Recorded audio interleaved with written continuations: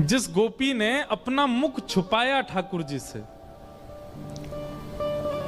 अपनी मां के कहने पर, बहुत ध्यान से सुनिएगा, जिस गोपी ने अपना मुख छुपाया मां के कहने पर ठाकुर जी से, जब उसने ठाकुर जी को देखा तब उसके मन में आया कि अरे मां, विश्व की मां तो बालकों का कल्याण करने वाला पथ दिखाती है, पर आपने मुझे कैसा मार्ग बताया? जिस संसार से मुख छुपाना चाहिए था उसको तो दिखाने की आज्ञा दी, और जिनको दिखाना चाहिए था उनसे छुपाने की कह दी।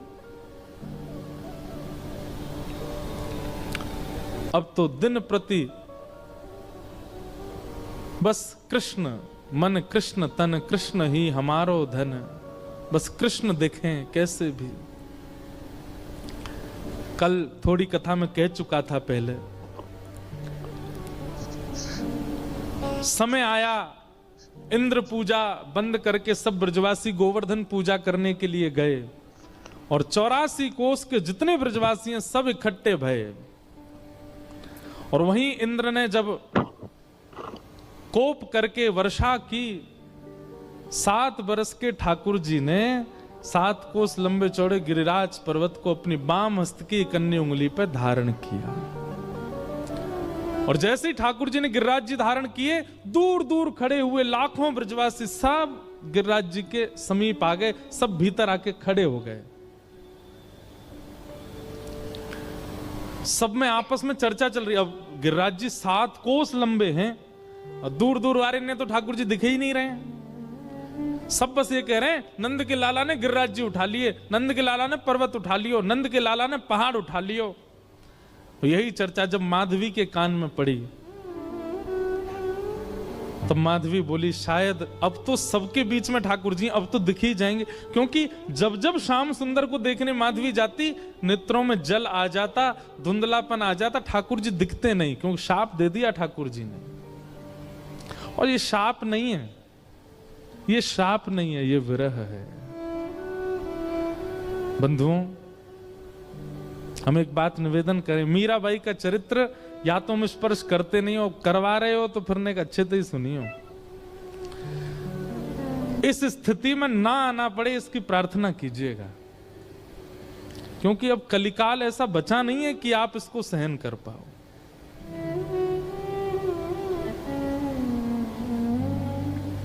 ठाकुर जी दिखते नहीं है मीरा को, माधवी को,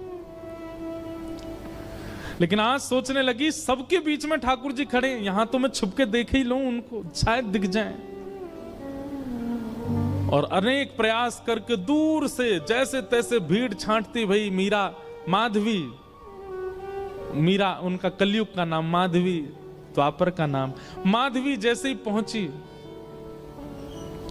त्रिभंग ललित श्याम सुंदर अपने बाम हस्त की कन्नी उंगली के नख पर गिरिराज जी धारण करके खड़े हैं, अपने दाहिने हस्त से मुरली अधर पर रख करके और कोमल उंगलियों से सुंदर बीच बीच में ध्वनि बजा रहे हैं। नंददास जी उसका वर्णन करते हैं, कान्हा कुंवर के कर पल्लव पर मानो गोवर्धन नृत्य करे, ज्यों ज्यों तान उठत मुरली में त्यों त्यों लालन अधर धरे। मेघ मृदंग मृदंग बजा, मेघ मृदंगी मृदंग बजा में, मेघा को जल यों ज्यों झरे।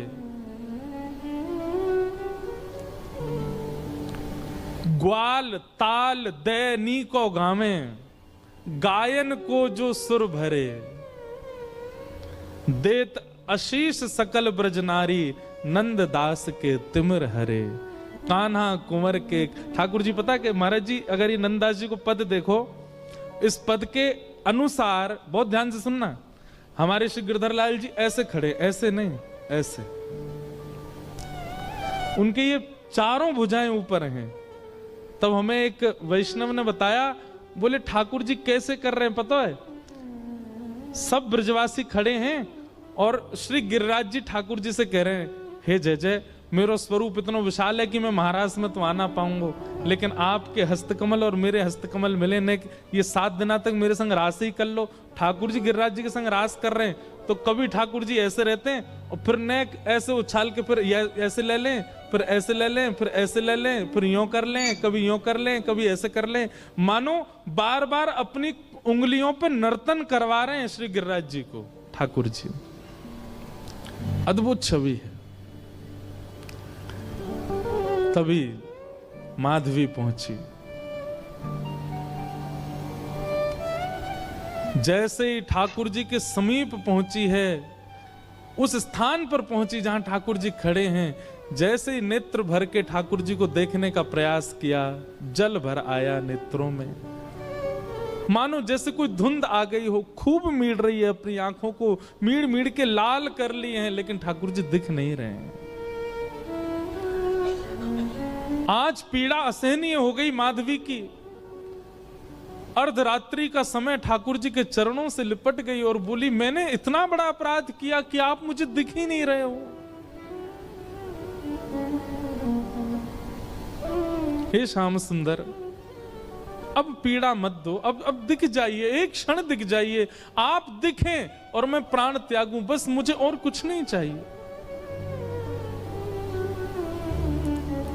ठाकुर जी बोले, माधवी तेने मुझको अपना रूप नहीं दिखायो। माधवी बोली, देख लो, मैं सामने खड़ी हूं, अब देख लो मेरे नेत्र, मेरे मुखमंडल को देख लो, जैसे चाहो देख लो, पर मेरे ऊपर तो ये जो दोष है ये हटाओ, मुंह को देखन दो आपको। ठाकुर जी बोले, अब तो माधवी ये पीड़ा तुमको ने सहनी पड़ेगी, क्योंकि वस्तु का मूल्य तब चित्त में ज्यादा बढ़ता है जब वह वस्तु समीप हो पर मिले ना। और प्रेम लक्षणा भक्ति में जितना विरह होगा, जितनी व्याकुलता होगी, जितनी तड़प होगी, उतना वह प्रेम पुलकित होगा, उतना वह प्रेम लक्षणा भक्ति का इत्र महकेगा और दूसरों को महकाएगा। मैं चाहूं आगामी कलिकाल में लोगन के चित्त में श्रद्धा होगी, विश्वास होगो, लेकिन प्रेम नहीं होएगो। उनके चित्त में प्रेम प्रकट करवे के काजे मैं तो नहीं आऊंगो, तो को भेजूंगो। और वाके काजे तोए या जन्म में मेरे रूप के दर्शन को त्याग करना पड़ेगो, थोड़ो सहनो पड़ेगो। मीराबाई ने सहा है हमें और आपको प्रेम देने के लिए।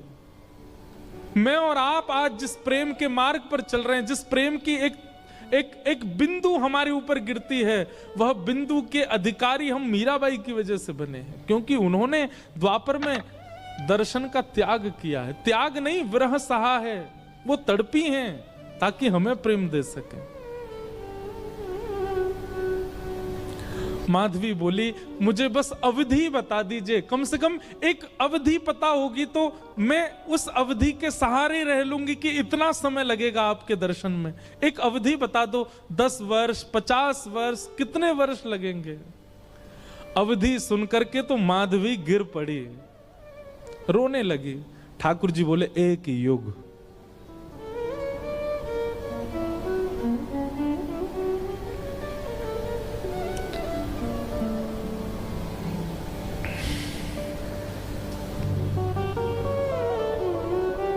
हम क्या विरह सहते हैं जीवन में, किस लिए रोते हैं ठाकुर जी के आगे? क्या विरह दिया कहां उन्होंने हमें, जो माधवी को दिया? एक युग का विरह। इतना विरह तो किसी गोपी को भी नहीं मिला, इतना विरह तो किसी ब्रजवासी को नहीं मिला जितना विरह माधवी को मिला है। एक युग का विरह।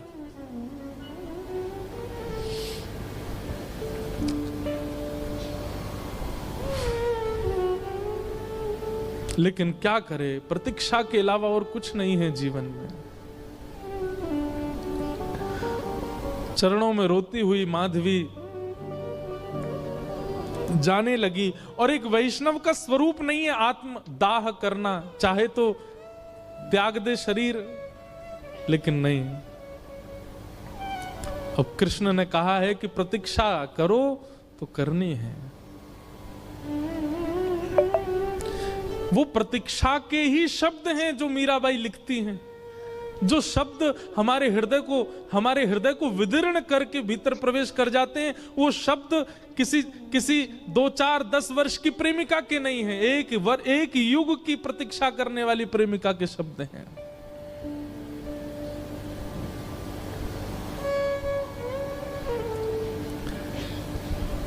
प्रतीक्षा कर रही है। और द्वापर युग का विश्राम हुआ, माधवी का पंच भौतिक देह विश्राम हुआ, कलिकाल का प्रारंभ हुआ। और इसी कलिकाल में जैसे गंगा प्रकट होने से पूर्व कहती है कि मुझे धारण करने लायक है कोई पृथ्वी में, तब हिमालय ने अपनी गोद पसारी। ऐसे ही ऐसी प्रेम लक्षणा, ऐसी प्रेम की पराकाष्ठा स्वरूपा वो माधवी, उनको धारण करने वाला कोई वंश है। तब मेड़ता का, राव दूधाजी का परिवार सौभाग्यवंत हुआ और शरद पूर्णिमा के दिन भक्तिमती मीराबाई का प्रादुर्भाव हुआ। वही माधवी कलयुग में मीरा बन करके प्रकट हुई। मीराबाई का वास्तविक नाम मीरा नहीं है, मिहिरा नाम है। जैसे नरसिंह मेहता जी का वास्तविक नाम नृसिंहराम मेहता, ऐसे ही मीराबाई का मूल नाम मिहिरा है। जन्म हुआ राव दूधाजी के कुलीन परिवार में। बाल्यकाल से ही मीराबाई का स्वरूप स्वभाव अन्य बालकों से बिल्कुल भिन्न है। बहुत शांत प्रशांत स्वभाव की हैं। एक चंचल बालक की तरह ऐसी चंचलता, चपलता, चतुरता नहीं है उनके चित्त में। बहुत सरल, छोटी सी बात पर रीझ जाने वाली, मान जाने वाली, प्रसन्न हो जाने वाली मीरा है। राव दूधाजी के घर में मीरा का जन्म होने का कारण यह है, ध्यान से सुनिएगा। एक वैष्णव बालक यदि आपके घर में जन्मेगा, कोई बालक आपका भविष्य में चलकर के वैष्णव होगा, उसके पीछे कारण क्या होगा? राव दूधाजी एक दिन भी बिना हरि चर्चा के व्यतीत नहीं करते। मेड़ता में एक बार को कोई राजा आ जाए, उसके स्वागत सम्मान में कोई कमी हो सकती है, लेकिन मेड़ता में कोई महापुरुष संत आ जाएं, उनके स्वागत के लिए स्वयं राव दूधाजी जाते हैं। और नित्य प्रतिदिन नवीन संतों का आगमन होता है, अयोध्या से, ब्रजधाम से, द्वारिका से। एक बात कहें बंधुओं, अपने घर के द्वार सबके लिए बंद रखो, पर भगवत भजनानंदी वैष्णवों के लिए कभी नहीं। सदा ऐसा प्रयास करो कि आपके यहां कोई ना कोई आता ही रहे। अगर एक सप्ताह तक कोई ना आवे तो आपके चित्त में चिंता होनी चाहिए कि कोई आया क्यों नहीं। किसी को फोन करके जबरदस्ती टिकट करके बुलाओ, आ जाओ, हमारे घर पर रहो।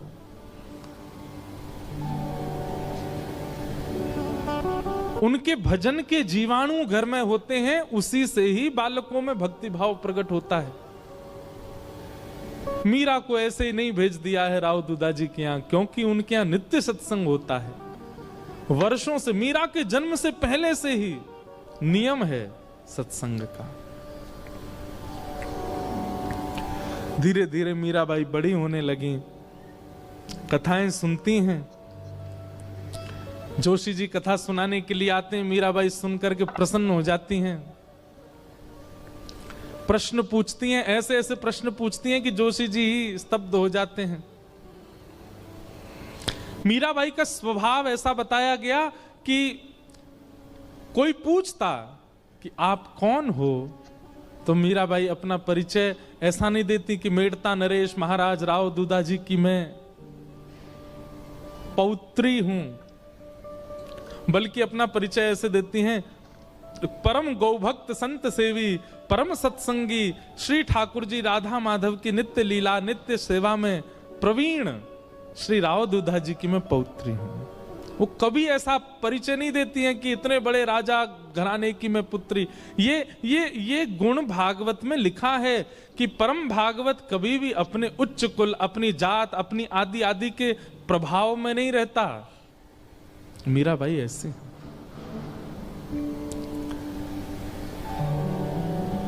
भक्ति के लक्षण तो बचपन से ही हैं। बस कोई बीज में जल देने वाला मिल जाए जिससे उसको राह मिले वृक्ष बनने की। एक दिन ढोल नगाड़े ताशे बज रहे थे। मीरा दौड़ी दौड़ी अपनी मां के पास गई। मां, ये क्या हो रहा है? कौन सा उत्सव मन रहा है? तो मां ने कहा, मीरा, ये बारात जा रही है, एक लाली का ब्याह हो रहा है, उसका पति जा रहा है अपने परिवार के साथ नाचता गाता हुआ, ब्याह करके उसको अपने घर ले जाएगा। मीरा कहती है, ऐसे दुल्हा सबके लिए आते हैं? बोले हाँ, सब कन्या का ब्याह होता है, सबके दुल्हा आते हैं। अच्छा, तो मां मेरा भी ब्याह होगा? हाँ, तेरा भी ब्याह होगा। जैसे तेरे बापू सा हैं, ऐसे ही तू भी ब्याह करेगी और फिर तेरे बालक भी उनको बापू बोलेंगे और तू उनकी मां होगी। तेरा भी ब्याह होगा। मीरा सोच में है और कहती है, मेरे बींद कौन होंगे फिर? मेरा ब्याह किससे होगा? कौन होंगे मेरे बींद? छोटी सी कन्या ऐसे सवाल पूछे तो मां तो उसको मजाक में ले लेती है।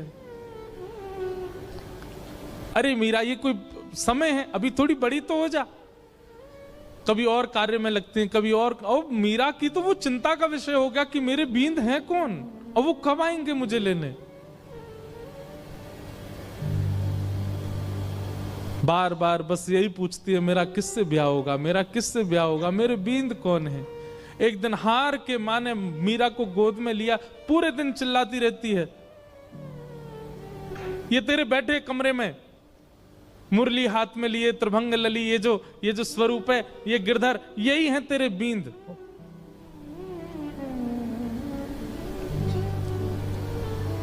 स्वरूप देखा ठाकुर जी का और मां ने कह दिया यही है तेरे बींद। तो मीरा के चित्त में ऐसा विश्वास प्रगाढ़ हो गया कि यही है मेरे बींद और कोई नहीं। अब तो मीरा की स्थिति ऐसी हो गई, वो कक्ष में जब जाती है तो ठाकुर जी की ओर भी बहुत झुकी हुई नजरों से देखती है। ज्यादा मतलब व्यवहार ऐसा करने लगी कि मानो सच में ही ये उसके बींद हैं।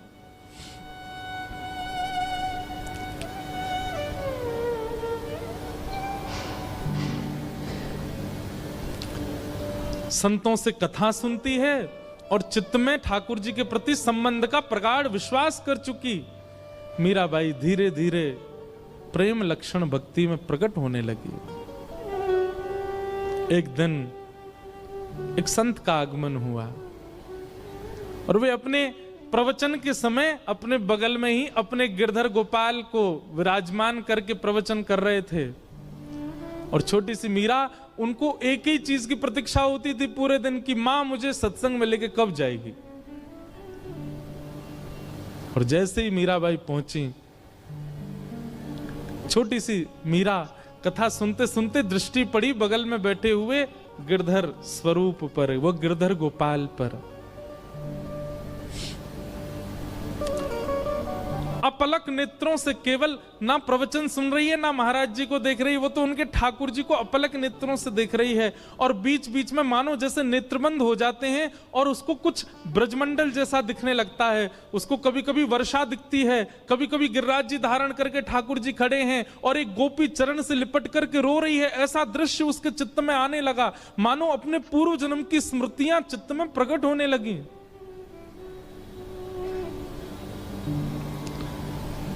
ठाकुर जी ने माधवी से कहा था, एक संत के माध्यम से मैं तेरे पास आऊंगा और मेरी खूब सेवा करना।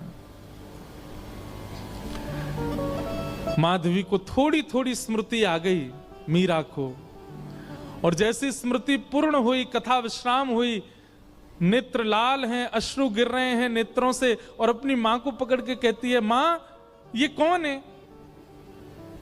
मां कहती है, ये महात्मा है, कथा सुना रहे हैं, साधु जी हैं। नहीं, ये नहीं, इनके बगल में जो बैठे हैं वो कौन है? ये तो इनके ठाकुर जी हैं। हाँ, तो मेरे बींद ना, आपने कहा था ना मेरे बींद, वही है ना ये? हंस गई मां, अरे मीरा, हाँ वही हैं। तो मेरे बींद आ तो गए मां, अब मेरा ब्याह करा दो। अरे अभी तेरी उम्र नहीं है मीरा, तो मैं बड़ी हो जाऊं तब करा देना, पर तब तक मेरे बींद को घर में ही रख लो, मैं इनको पास में रख लूं अपने। बालपन की वो बातें सबको नहीं भाती हैं। प्रणाम करने के लिए मंच पर जब गई, मीरा के नेत्र सजल। महाराज जी ने पूछ लिया, अरे बिटिया क्यों रोती है? मीरा कहती है, ये मेरे हैं, ये आपके साथ आए हैं, इन्होंने मुझे वचन दिया था ये एक साधु के साथ आएंगे, ये मेरे हैं, आप इनको मुझे दे दीजिए।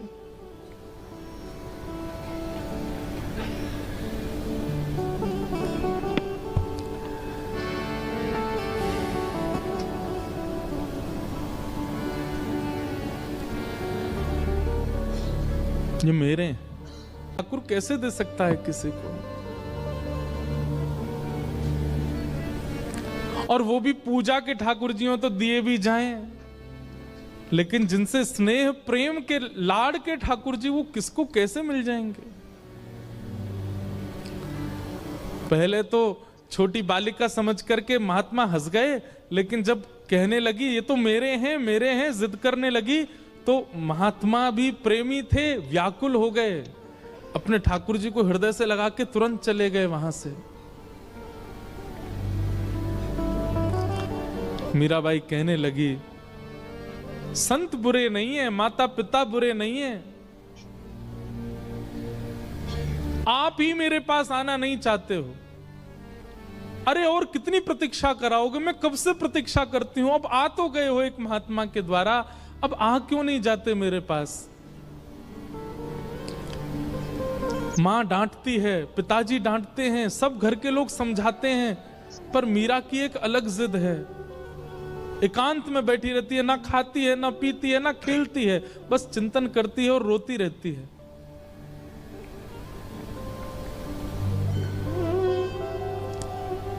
प्रतिज्ञा ले ली, मैं अन्न नहीं खाऊंगी।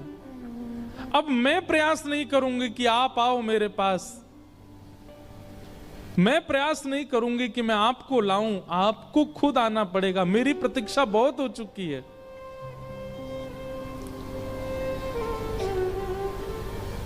वहां महात्मा ठाकुर जी की सेवा शयन करा करके जैसे शयन में गए, ठाकुर जी उनके स्वप्न में आ गए। और स्वप्न में आकर के बोले, बाबा आपने मेरी खूब सेवा करी, खूब मेरे 56 भोग लगाए, खूब मुझको लाड़ प्यार कियो, खूब मुझको डुलायो, इतनो भाव से मेरी सेवा करी बाबा, पर अब आपकी सेवा पूरी है गई। जो बालिका आज कथा में आई, मैंने वाकू वचन दियो है कि मैं आपके माध्यम से आऊंगा, आप उनको जाए के मुंह को दे दो। अब जब ठाकुर जी ही स्वयं आज्ञा कर दें तो फिर कोई कैसे मना करे?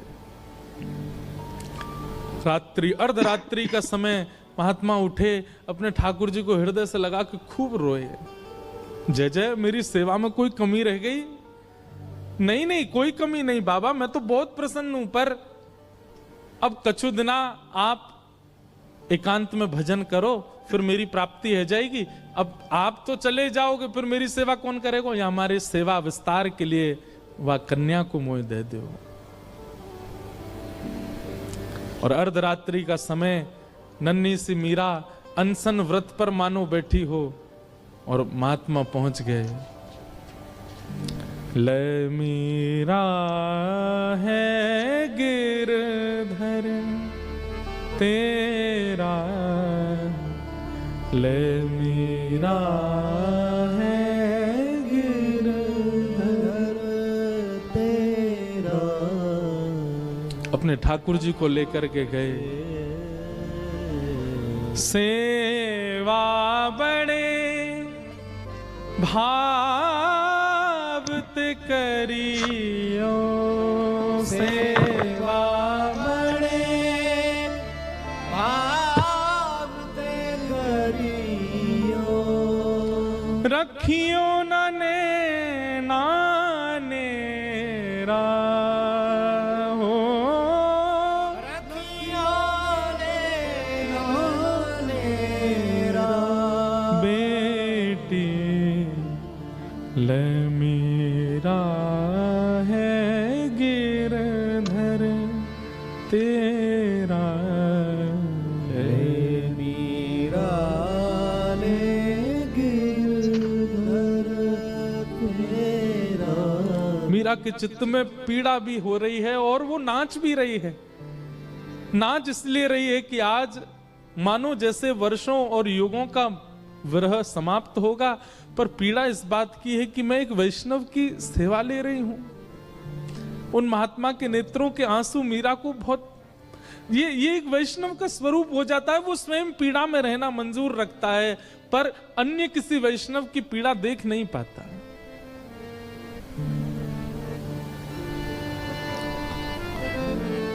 सो ही सुहागन प्रिय जाहिरी जै, सोई सुहागन प्रिय जाहिरी जै। तू सुहागन है बेटी। ये पहले मुझसे रीझे थे, मेरे पास आए, लेकिन अब ये तो से रीझ गए हैं। मैं अपनी तरफ से नहीं दे रहा हूं, ठाकुर जी ने आके मुझे आज्ञा दी है कि वो तोते सेवा कराना चाहें। सो ही सुहागन। बंधुओं, इस पंक्ति को नित्य गाया कीजिए। अपने ठाकुर जी को देखते हैं जब मंदिर में विराजमान, आप कितने सौभाग्यशाली हो, ठाकुर जी आपसे सेवा करा रहे हैं। उनके प्रति पाषाण बुद्धि मत रखा कीजिए। आपका कोई तो ऐसा गुण है जिसके कारण ठाकुर जी आप चले जाते हैं बाहर, आप आ जाते हैं कथा, मैं आ जाता हूं कथा करने। हमारे ठाकुर जी कक्ष में बैठे रहेंगे, खड़े रहेंगे, जैसे सुलाओगे सो जाएंगे, जहां बैठाओगे बैठ जाएंगे, जो खिलाओगे पालेंगे। अपनी कोई इच्छा इतनी, अपने जिनको हम अपना कहते हैं पत्नी बच्चे, वे भी लड़ लेते हैं कि हमें ये चाहिए, पर हमारे ठाकुर जी कभी नहीं लड़ते। आप पीली पोशाक पहना दो राजी, आप लाल पोशाक पहना दो राजी, आप दाल चावल खिला दो राजी, आप कड़ी चावल पवा दो राजी, कुछ नहीं दूध का भोग लगा दो राजी। इसी को तो प्रेम कहते हैं, जो आपके द्वारा प्रस्तुत की गई हर वस्तु को सिर से लगा के स्वीकार करे। यही तो प्रेमी का लक्षण है। विश्व में असली प्रेमी यदि कोई है तो वो श्याम सुंदर है। आपकी हर वस्तु को सहर्ष स्वीकार करते हैं, किसी में नोक झोंक नहीं कभी भी। सो ही सुहागन प्रिय जाहिरी जै, सोई सुहागन प्रिय जाहिरी जै। कैसा तेरा मेरा हो, कैसा तेरा मेरा बेटी ले मेरा है गिरधर तेरा। मीरा ने गिरधर तेरा। मीराबाई को ठाकुर जी दे दिए हैं।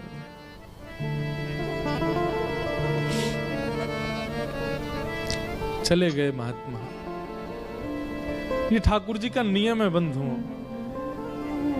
एक को संयोग देते हैं तो जिसको संयोग दे रहे हैं मानो किसी को वियोग देके आए, और जिसको संयोग दिया है वो तैयार रहे, एक दिन वियोग मिलेगा।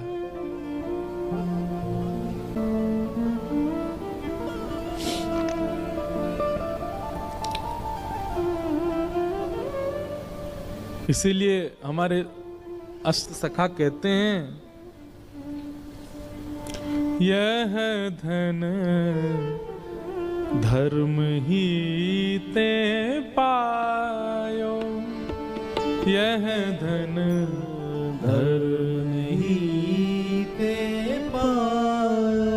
नी के राख यशोदा मैया, के राख हम सब यशोदा हैं। यशोदा मैया, नारायण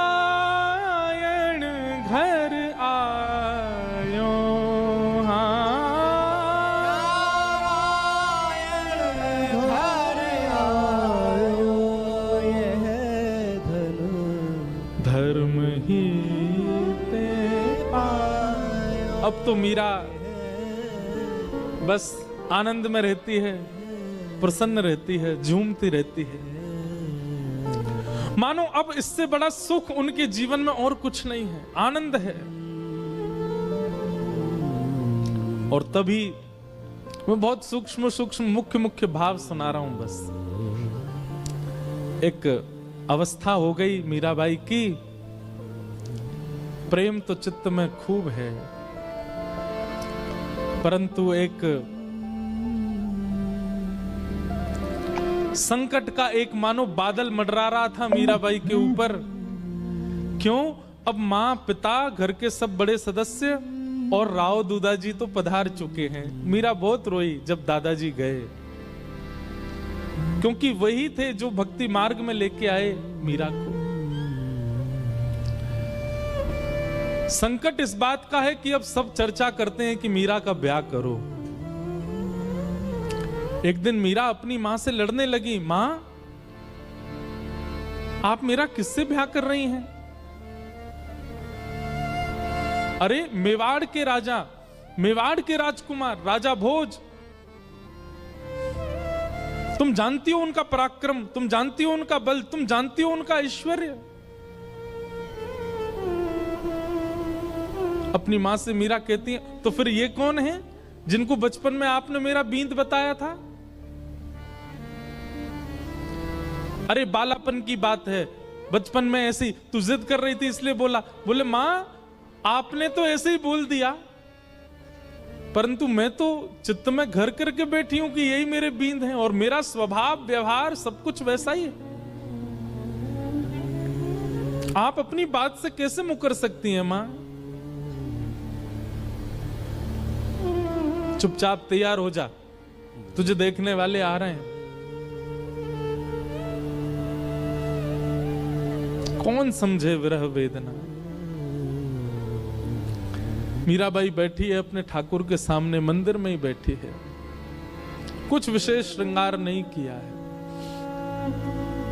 तभी भोजराज और पूरा परिवार सब आए।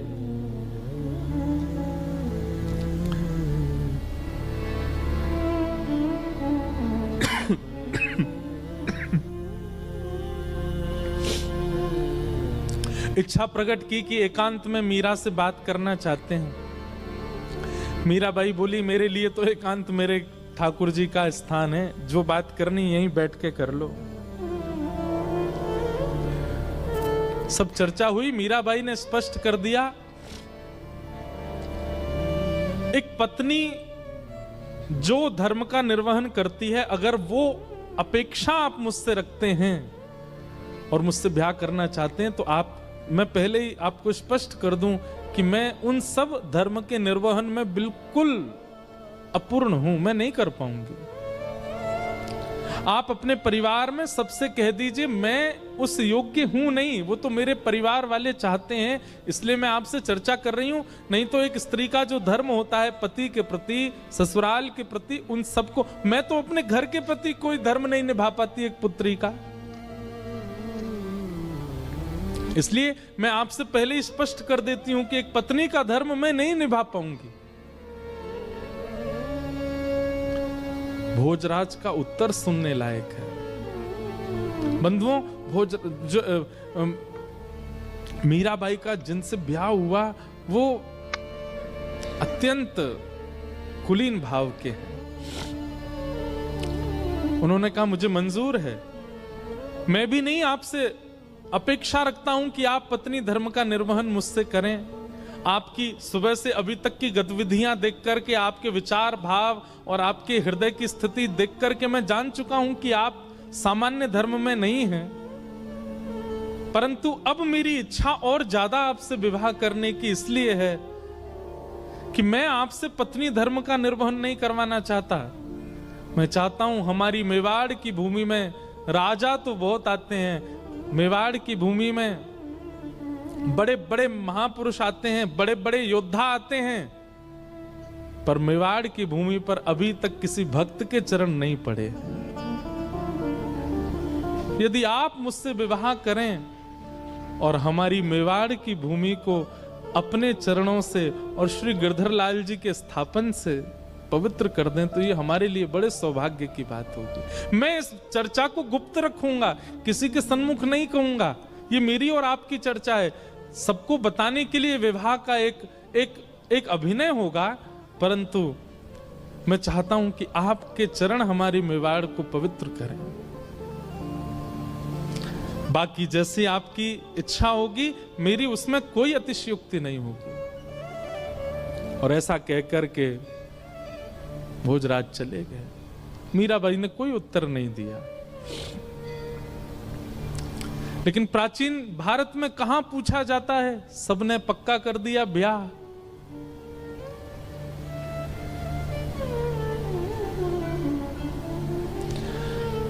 मीराबाई एक संत से जाके कहती है कि कभी अगर हृदय में बहुत वेदना होती हो और अपने प्रियतम को बतानी हो तो उसके लिए कोई उपाय है? तब एक संत ने कहा, तुम पत्र लिखा करो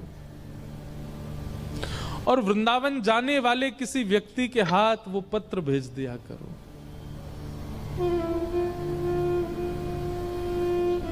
बहुत प्यारा पद है मीराबाई का। मीराबाई आज पत्र लिखने के लिए बैठी है और पूरे कक्ष में केवल खाली पत्र पड़े हैं, लिख नहीं पा रही है। बार बार एक एक पन्ना फाड़ती है, फिर कुछ लिखती है और लिख करके फिर उसको फेंक देती, फिर दोबारा लिखती है, फिर फेंक देती, फिर लिखती है। किसी ने आकर के कहा, मीरा ये क्या करती है तू? इतने पत्र पड़े, ये सब क्या है?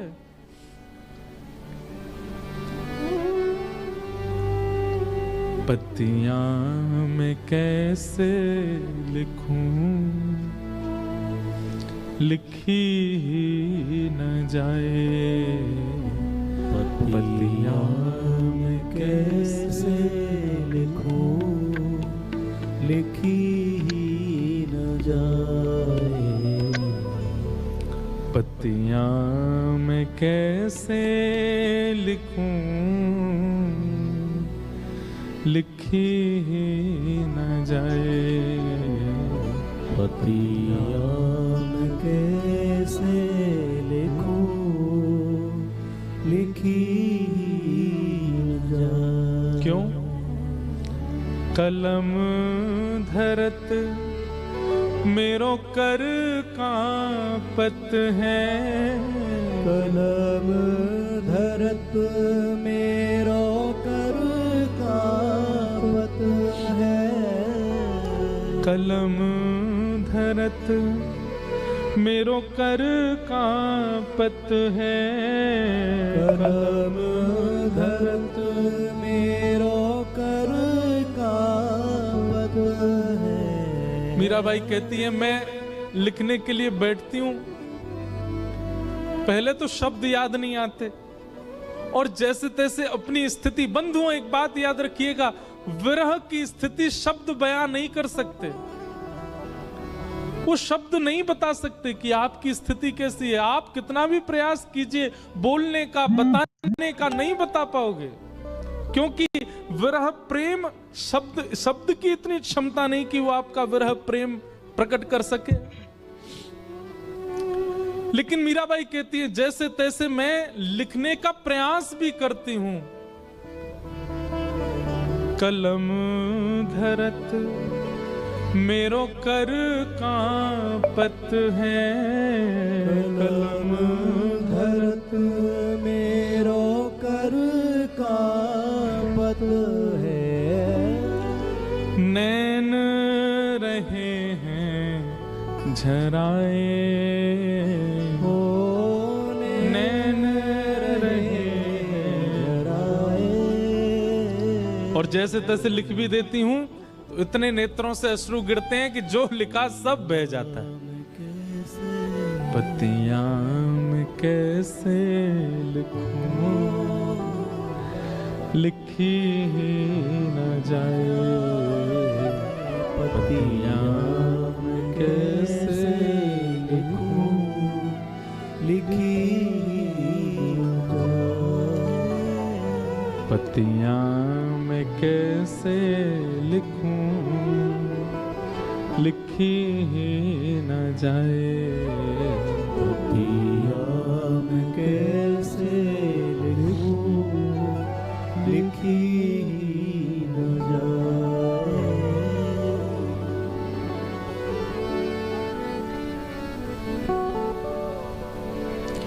मीराबाई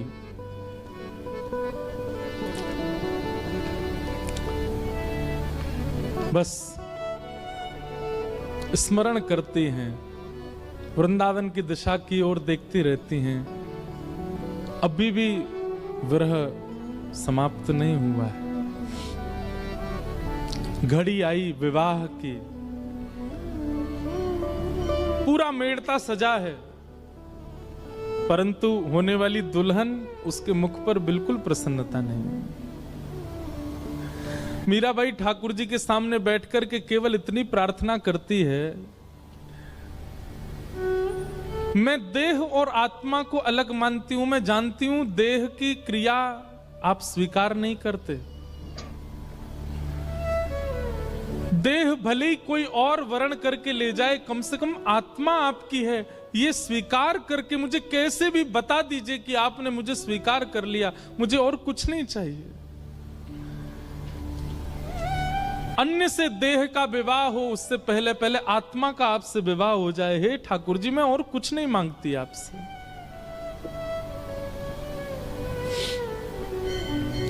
रात्रि में मीरा रोते रोते सोई हैं और तभी स्वप्न में श्री ठाकुर जी पधारे और मीराबाई के साथ स्वप्न में ही विवाह संपन्न हो गया। ठाकुर जी ने विवाह किया। प्रातः काल का समय, पूरे घर में शादी की तैयारियां चल रही हैं। मां दौड़ी दौड़ी मीराबाई के कक्ष में गई, अभी तक मीरा उठी नहीं है। जैसे ही भवन में प्रवेश करके भीतर देखा, एक नवीन शादी का जोड़ा पहने हैं, हाथों में मेहंदी रची हुई है, मांग में सिंदूर भरा है, गले में सुंदर ऐसा अद्भुत मंगलसूत्र पहन रखा है, यहां तक केवल चूड़ियों से अलंकृत हाथ हैं। अद्भुत श्रृंगार और प्रसन्न मुद्रा में मीरा सोई है। मीराबाई के विवाह के लिए जो पोशाक मंगाई गई है वो तो दूर रखी है, ये एक नवीन पोशाक, और ऐसी पोशाक की मेड़ताओं ने भी कभी नहीं देखी होगी। मां ने तुरंत मीराबाई को उठाया, उठा करके पूछा, मीरा जल्दी उठ, ये सब क्या करके बैठी है? तेरे मांग में सिंदूर, गले में मंगलसूत्र, हाथ रचे हुए, ये इतने सुंदर तूने जोड़ा, ये क्या करके आई है? कहां से लेके आई है सब?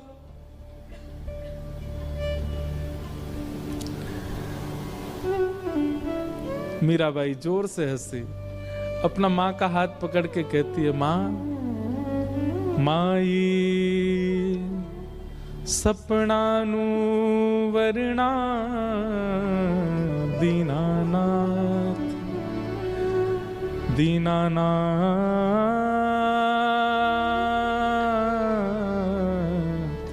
दीनानाथ। माई,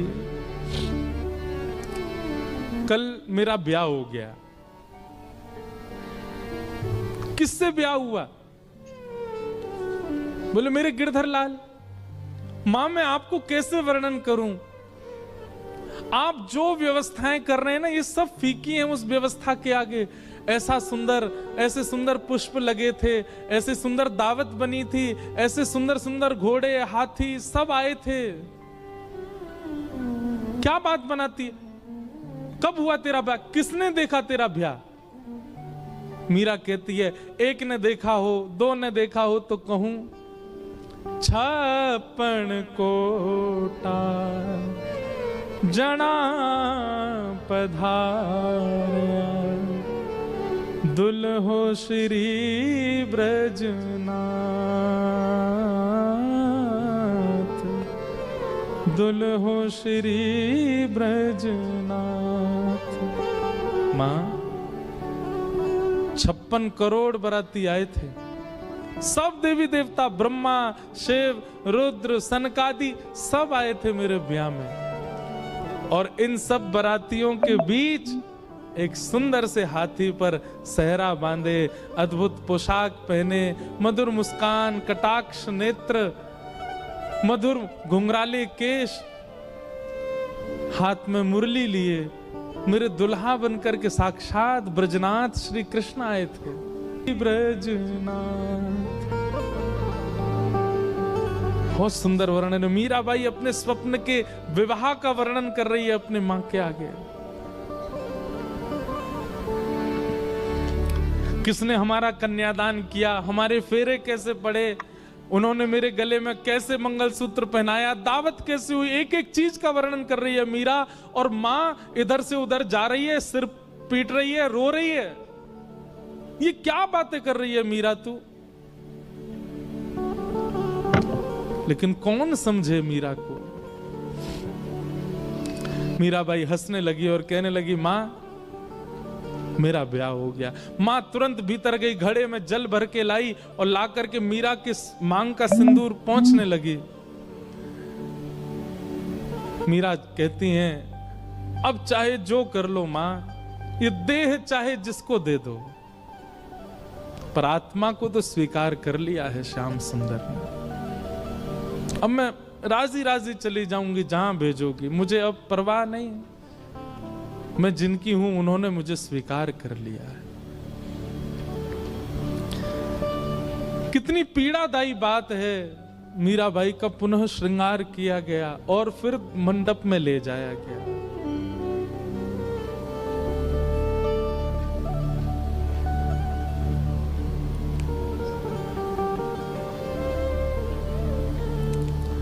रो तो रही हैं, लेकिन किसको समझाएं, कोई समझ नहीं रहा है। और फिर विवाह हुआ और विवाह के बाद जब मेवाड़ को जाने लगी मीराबाई, अपनी मां से जाकर के केवल कहा, मां ने कहा तेरे लिए मैंने ये दे दिया, इतने बक्से दिए हैं, इतने सोने चांदी हीरे जवाहरात आदि आदि सब भेज रही हूं, बिल्कुल परेशान मत रही हो। मीराबाई कहती हैं, सब रख लो, बस मेरे गिरधर लाल दे दो, उनको लेके चली जाऊंगी, मुझे इन सब की आवश्यकता नहीं। एक अश्रु बिंद नहीं है मीरा के नेत्रों में विदाई के समय। अपने ठाकुर जी को गोद में ले रही है, सब देख रहे हैं मीरा को, रो रहे हैं, पर मीरा केवल अपने ठाकुर जी को निहार रही हैं, नेत्र नीचे करके। गाड़ी, बैलगाड़ी, घोड़ा गाड़ी, हाथी गाड़ी सब धीरे धीरे चलते जा रहे हैं और मीरा ना प्रसन्न है ना उदास है, बस एक समत्व है मुखमंडल पर। निकल गई मेवाड़।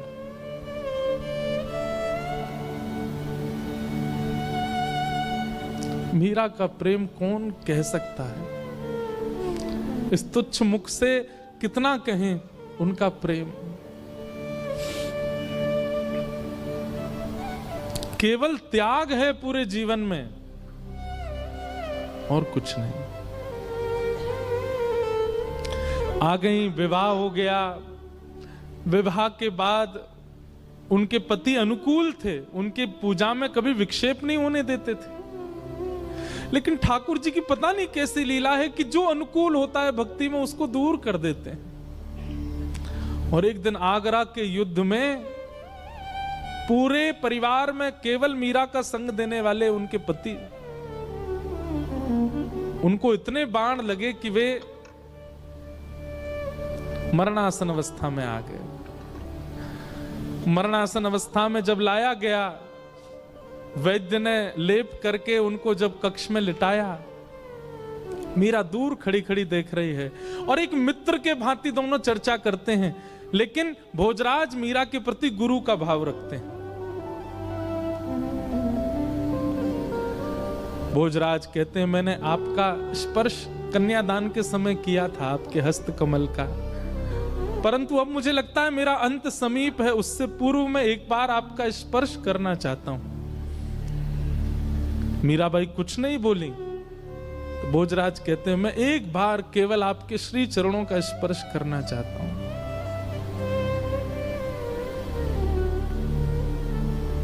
ठाकुर जी के पास गई, अपने गिरधर गोपाल की प्रसादी माला लेकर के आई और भोजराज के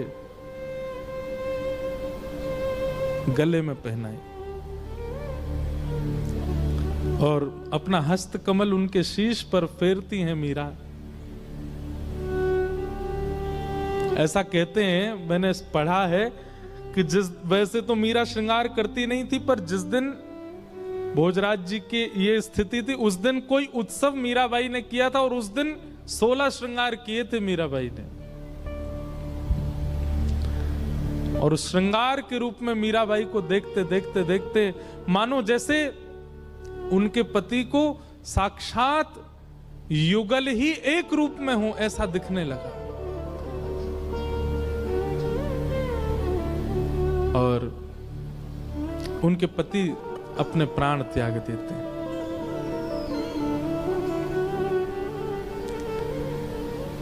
अब पूरे मेवाड़ में एक भी व्यक्ति मीराबाई के पक्ष का नहीं है। ऐसा सुनने में आता, उनके ससुर जी भी पक्ष में थे, वे भी चले गए और कोई पक्ष का नहीं है, सब विपक्षी हैं।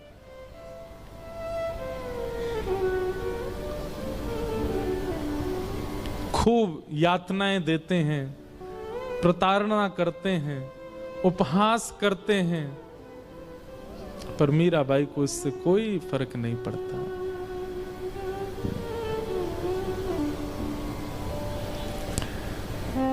एक बार जब वैद्य को विष बना करके देना पड़ा और मीराबाई चरणामृत समझ के पी गई, कुछ हुआ नहीं, तब उसी वैद्य को 2 बूंद पिला दी गई राणा के द्वारा, मर गया वो वैद्य। तब मीराबाई के चित्त को क्षोभ हुआ कि मुझ तक पीड़ा रहे मैं सह लूं, पर मेरे अलावा किसी और को मिले ये मैं सहन नहीं कर सकती। गोस्वामी तुलसीदास जी को पत्र लिख करके मीराबाई ने अब पूछा क्या करूं। तब गोस्वामी जी ने आज्ञा की कि अब ऐसों का त्याग करो जो हरि विमुख है।